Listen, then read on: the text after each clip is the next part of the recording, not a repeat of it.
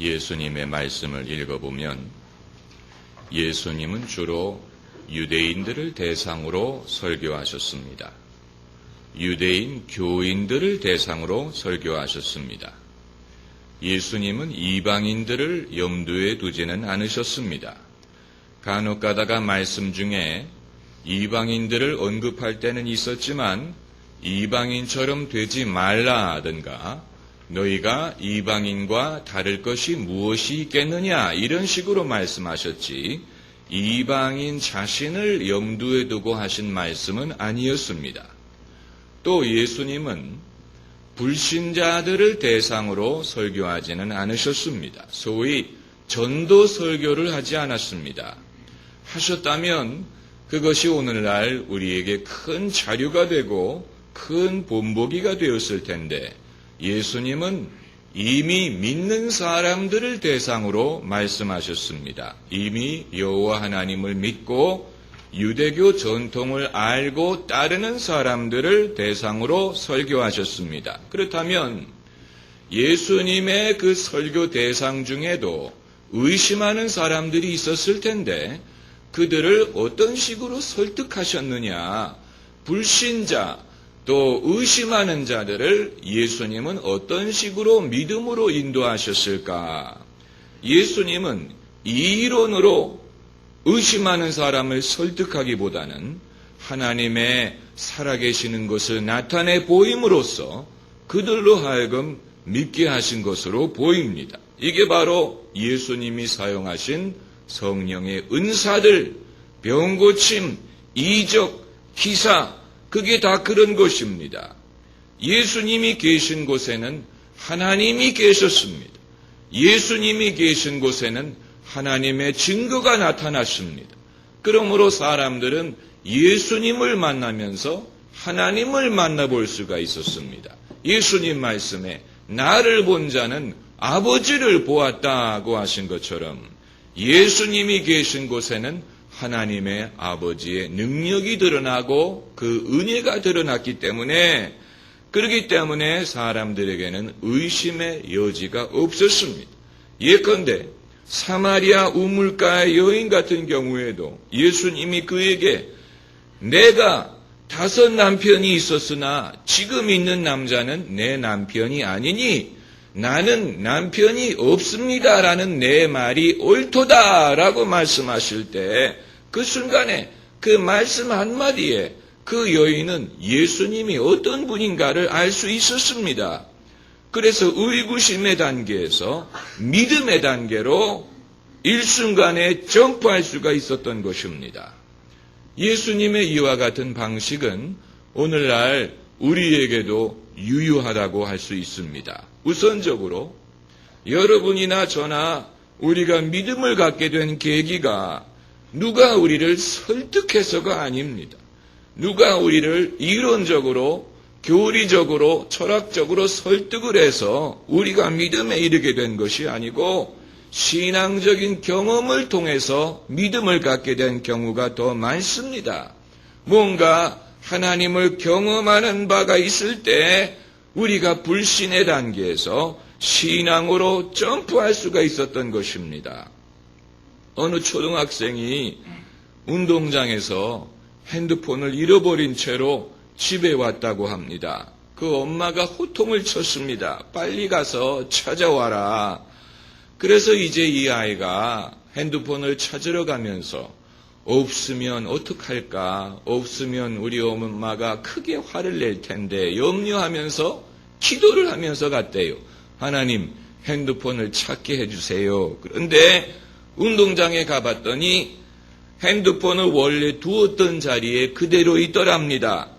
그래서 그 아이가 핸드폰을 가지고 집에 와서 엄마에게 엄마 아무래도 김영준 목사님의 회사와 상관이 있는 것 같아 이렇게 대답을 하더랍니다. 그 말은 신앙과 관련이 있다는 얘기입니다. 하나님이 찾게 해주셨다는 말을 그런 표현을 하지 못하니까 김영준 목사님의 회사와 상관이 있는 것 같다.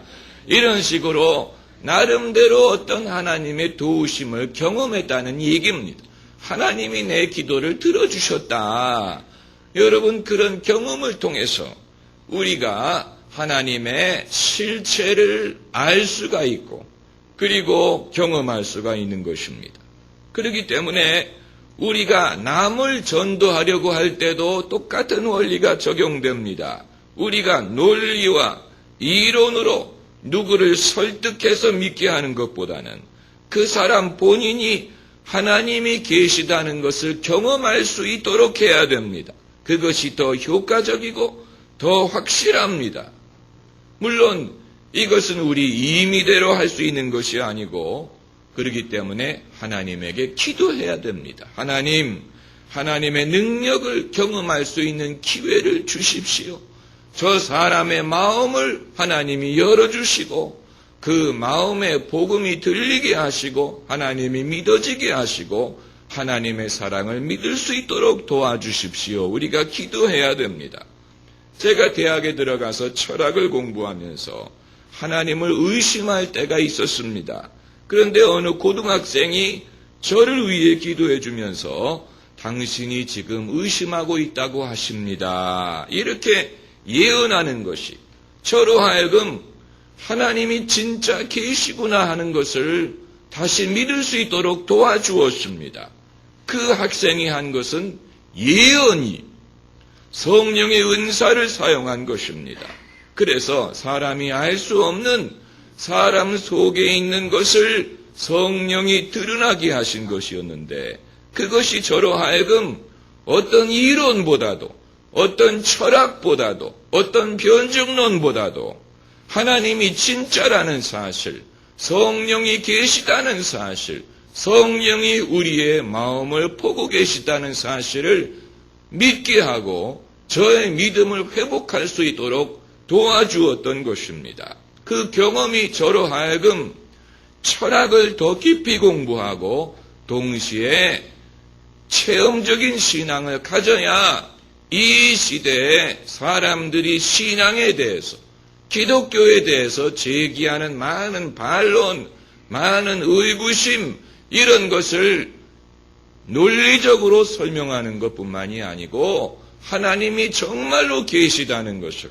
다윗이 이스라엘 백성과 이방인 앞에서 하나님이 이스라엘에 계시다는 것을 증명한 것처럼 우리가 말과 또한 행적으로 하나님의 계시다는 것을 증거해야 될 필요가 있다는 것을 깨닫게 했습니다. 여러분, 결국은 하나님이 우리를 사용하셔야 됩니다. 할렐루야.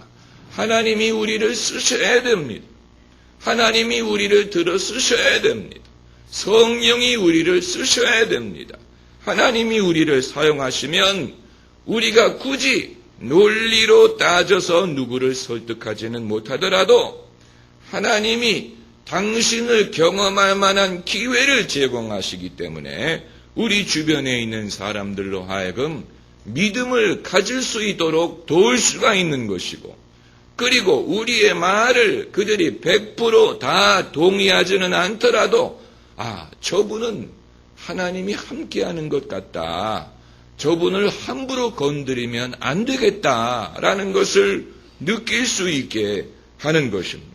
그러므로 하나님이 우리를 쓰셔야 되고 우리와 함께해 주셔야 됩니다.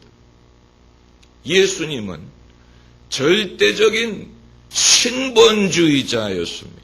그 말은 하나님 중심이라는 뜻입니다. 하나님 중심으로 사셨어요. 예수님은 절대적으로 하나님을 믿었고 절대적으로 하나님을 순종하고 절대적으로 하나님을 섬겼습니다.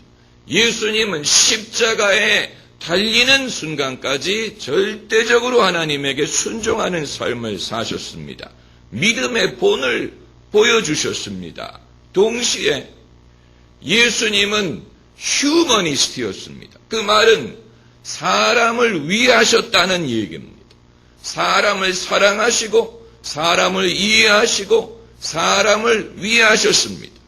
일반적으로 종교인들이 풍기는 인상은 엄하다, 보수적이다, 재미가 없다, 남의 잘못 지적하기를 좋아한다, 인간의 연약함을 이해하지 못한다. 이런 느낌을 주지 않습니까? 종교인 했을 때 우리가 마음에 떠올리는 것은 검정색 옷을 입은 청교도입니다. 본인은 경건할지 모르지만 별로 재미가 없고 별로 가까이 하고 싶지 않은 종류의 사람을 우리는 떠올립니다. 그러나 예수님은 그것과는 거리가 멀었습니다. 예수님은 절대적인 신본주의자셨지만 그것이 예수님으로 하여금 사람들을 사랑하게 만들고 사람을 섬기도록 했습니다. 그래서 예수님은 사람들에게 다가가셨습니다. 그것이 죄인이든 병자든 천대받는 여자들이든 예수님은 사람들에게 다가가셨습니다.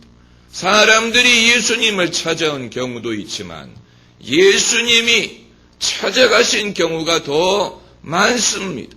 죄인들을 찾아가고 병자들을 찾아가고 갈릴리 가난한 사람들을 찾아가고 그들의 병을 고쳐주고 천국이 가까이 왔다고 선포하고 내 죄 사함을 받았느니라 죄 사함을 선포하고 복음을 선포하셨습니다.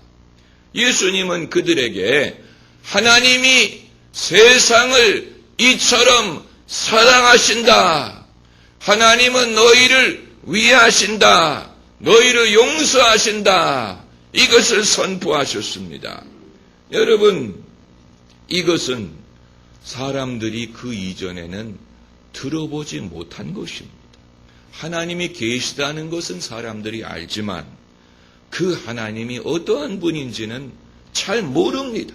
과연 하나님이 나를 용서하시는지, 하나님이 선하신 분인지, 하나님이 과연 나를 기억하실지 사람들이 알 도리가 없는데 사람들에게 예수님이 찾아오셔서 하나님이 계시다는 것뿐만이 아니고 하나님이 어떤 분인가 이것을 보여주신 것입니다.